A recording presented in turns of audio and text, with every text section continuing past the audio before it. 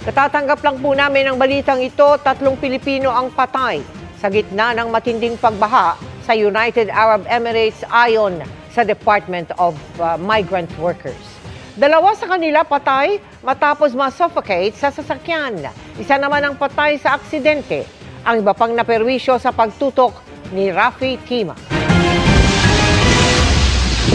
Pinagsamang malakas na ulan at matinding hagupit ng hangin ang nanalasa sa Dubai. Ang mga kalsada gaya nito, nagmistulang dagat sa taas ng naipong tubig. Pahirapan tuloy sa pagdaan ng mga sasakyan. Ang ilan gumamit na ng rubber boats.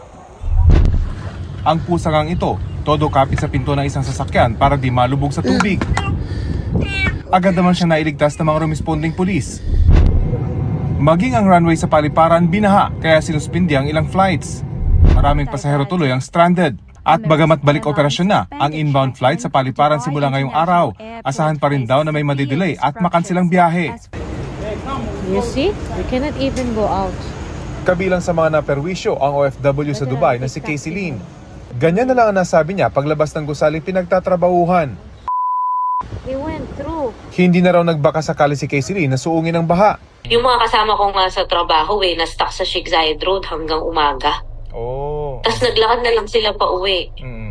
Parang 6-8 hours silang nakastuck doon. Nakituloy daw muna siya sa kaibigan na nakatira malapit sa kanyang pinagtatrabahuhan. Pero maging ang basement ng gusali, binaha rin. Oh my God, this is our basement.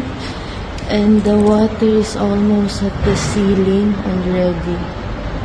That's why we don't have electricity. Kinabukasan siya umuwi, pero kinailangan maglakad ng 1.5 oras dahil pa rin sa baha. Balik trabaho ngayong araw si Casey Lin, pero may mga kalsadang baha pa rin hanggang ngayon. Karaniwang kaunti lamang ang nararanasang pag-ulan sa United Arab Emirates bilang isang disyerto, kaya kakaiba ang nararanasan doon ngayong pagbaha.